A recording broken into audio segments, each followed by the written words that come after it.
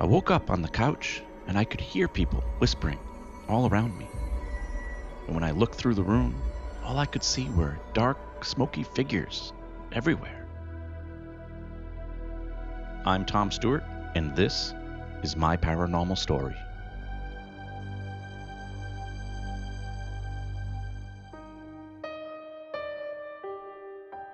Before I start this episode, I want to thank you for listening. This podcast only exists because of supporters like you. But unfortunately, podcasts do cost money. So I'm hoping you'll show your support by visiting my website, myparanormalstory.com, and clicking on the donate button. Every little bit helps keep us on the air. Thank you so much for your support.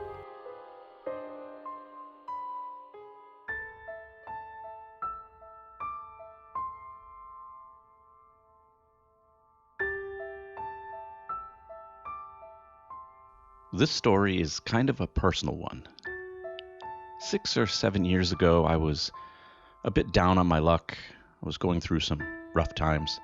I'd lost my job and couldn't find work. The bills were piling up. Money was running out. It's a situation many of us run into, and hopefully if it ever happens to you, you'll have friends or family there to help you out. It got to a point where I had to move out of the apartment I was living in. I just couldn't afford the rent without a steady paycheck, and luckily my friend Danny offered to let me stay with him for a while, until I could get back on my feet. Danny had just purchased his first home. It was something he had always talked about doing, even when we were kids. He saved up for most of his life, and he found a great house in East Greenwich, Rhode Island. It was a cozy-looking ranch-style house with a nice backyard, an attached garage, and finished basement. Best of all, for me anyway, it had 2 bedrooms. And since he was living in the house alone, he told me I could use the spare bedroom for a while, until I was back out on my own.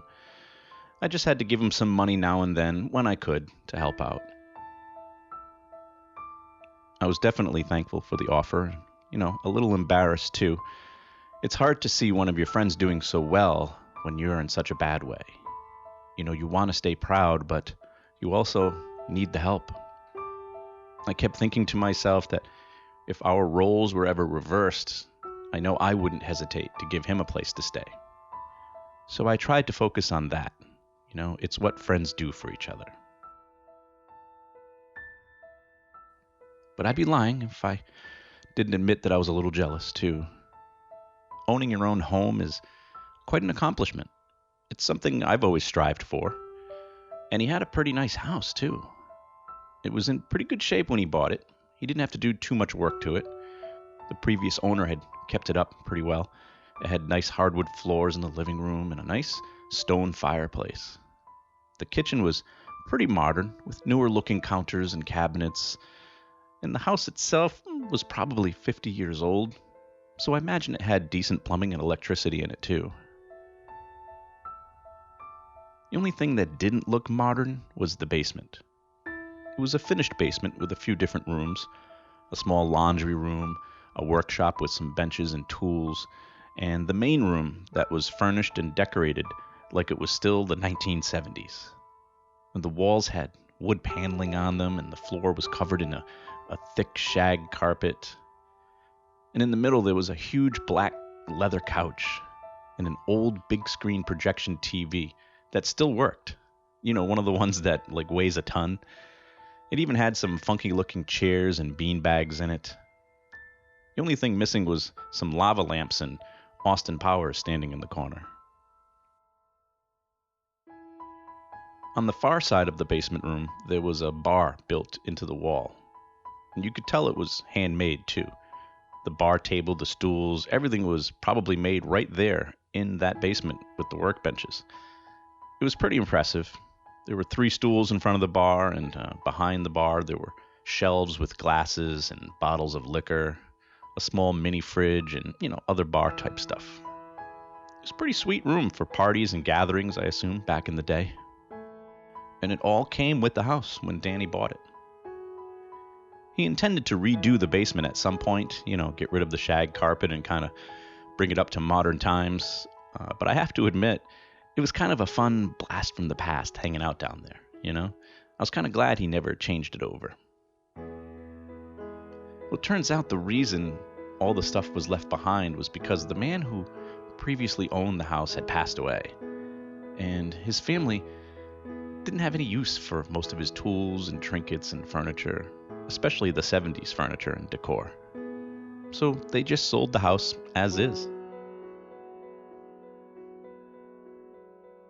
Now, Danny had lived there for a little over a year or so before offering me his spare bedroom, and I'd been over there to visit plenty of times, so I already felt comfortable there. The spare bedroom was across the hall from his. It was a small room with a twin-size bed in it. It had a small closet where I was able to, hang up some of my shirts and things. And it had a small bureau that I was able to put the rest of my clothes in. Now, most of my stuff was being kept in a small locker at a storage place not too far away. But I did set up my small flat-screen TV in the bedroom. But other than that, the room was mostly Danny's furniture.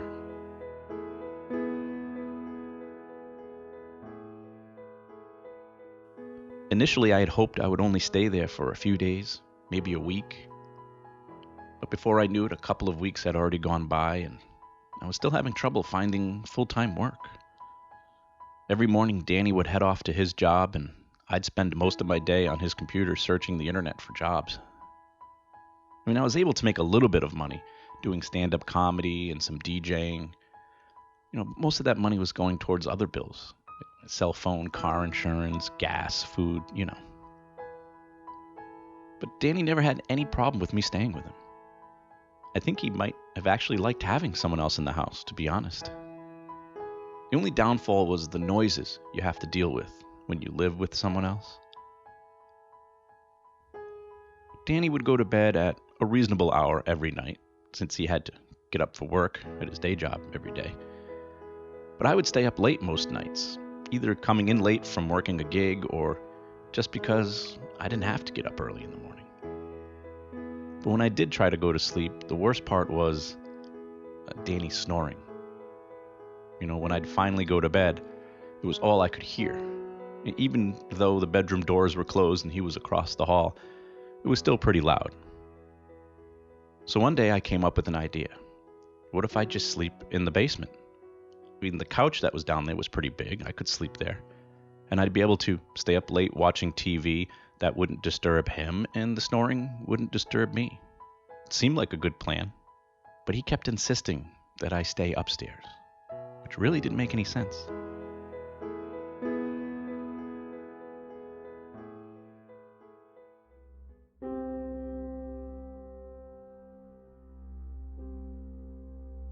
But after a few more nights of neither of us really getting sleep, he finally gave in and told me I could stay in the basement. But he needed to tell me something first.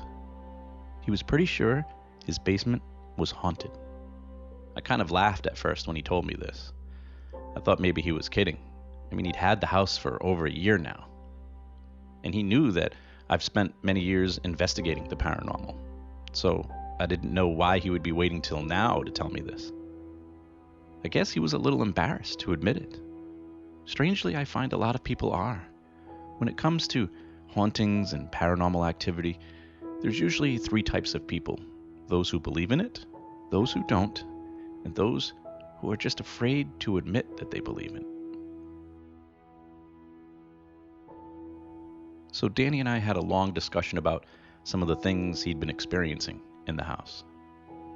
He told me about all the strange bangs and knocks that he would hear on the walls. Sometimes he would hear footsteps on the stairs coming up from the basement. He says that some nights he could even hear voices coming from down there. He told me one night there was so much of a commotion in the basement that he actually got his gun out and went down there thinking someone had broken in. Even times when he was down there, like doing laundry, he always feels like someone is watching him. He said he swore he could feel someone breathing right next to his ear. And as he was telling me these stories, I could see on his face that he was both embarrassed but scared. He went on to tell me that the last owner of the house died in the house, and he had lived there for like 40 years. He hardly ever left the house. So I guess it would make sense that the old man's spirit might still be lingering.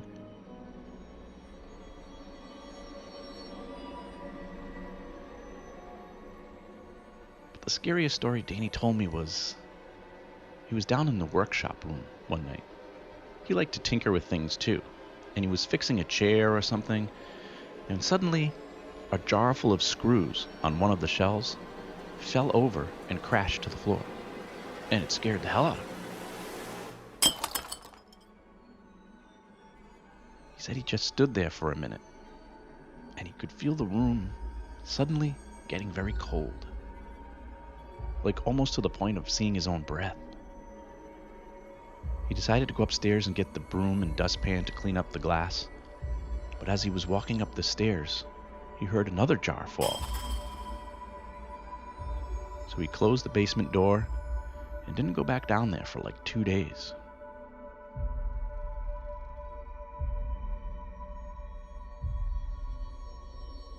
He decided that maybe the old man didn't want him in the workshop, so that was the last time he ever went in there. He just stopped going in that room.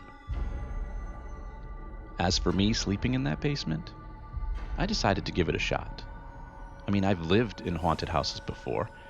I've investigated hundreds of haunted locations.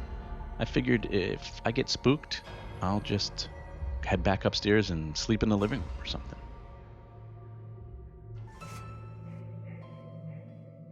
My first night sleeping in the basement, everything was fine. No ghosts, no noises, no glass jars breaking or anything. And most nights I would have the TV on and I'd fall asleep watching movies or something. The couch was comfortable, and it was quiet down there for the most part. No snoring, no late night noises or anything to keep anyone up. And after a few nights, I had forgotten all about Danny's experiences in the basement. Until one night. It was around midnight or so, and I heard a strange noise coming from somewhere in the house. I thought maybe Danny had gotten up to use the bathroom or something, so I muted the TV and listened. It was a weird clanging sound, but it wasn't coming from upstairs. So I got up from the couch and walked around. I headed towards the laundry room first, and then I heard it again. Just a small metal clanging sound, but it was coming from behind me, in the workbench room. So I turned on the flashlight on my cell phone and peered into the room from just outside the doorway, so I didn't want to upset the old man. I heard the clanging again, but I didn't see anything moving. So I decided to just slowly back away from the room and went back to my couch. Turned the volume back on the TV and just kind of ignored the sounds I was hearing.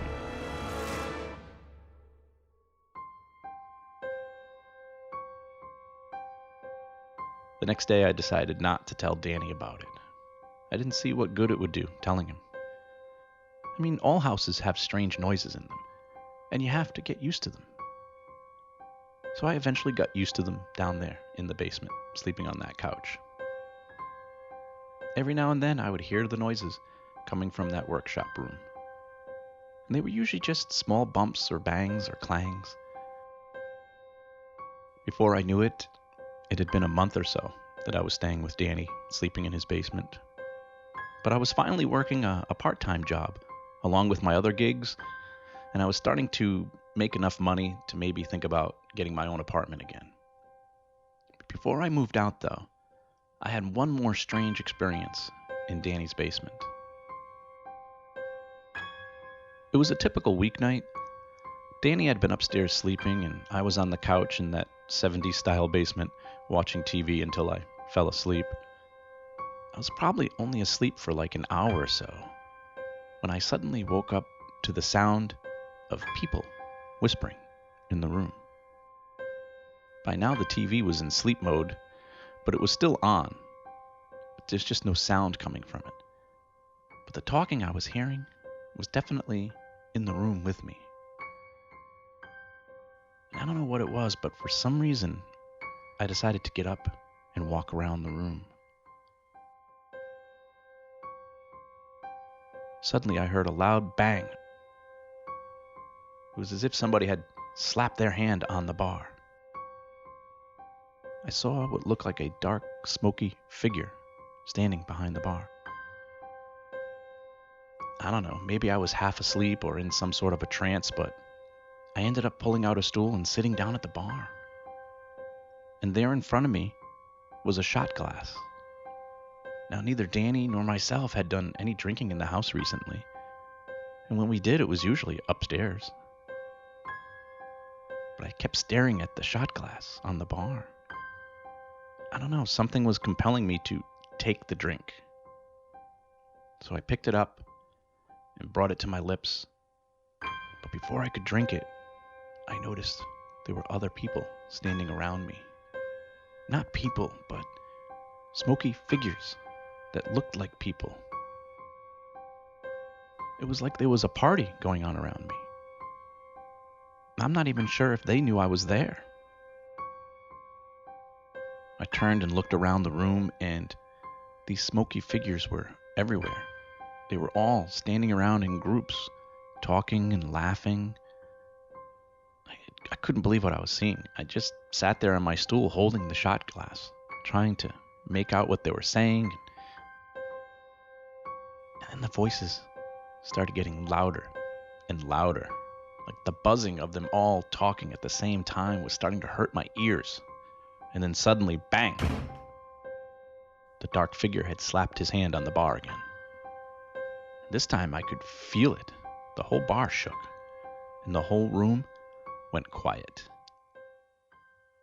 I turned and looked, and the dark figure behind the bar was now an older man, bald, with lots of wrinkles, age lines. And the expression on his face was like he was aggravated with me, as if he was waiting for me to finish that drink. So I quickly drank the shot and slammed the shot glass down. That was the last thing I remembered. Next thing I knew, it was morning, and I'd woke up on the couch. The whole thing seemed like a weird dream. The TV was still on. It was around 9 o'clock or so. Danny had already left for work. I sleepily got up and walked around the room, trying to figure out what had happened, but everything looked normal. It must have just been a dream. But then I noticed one of the stools had been pulled out from the bar, as if someone had been sitting there. And in front of it, on the bar, was an upside-down shot glass.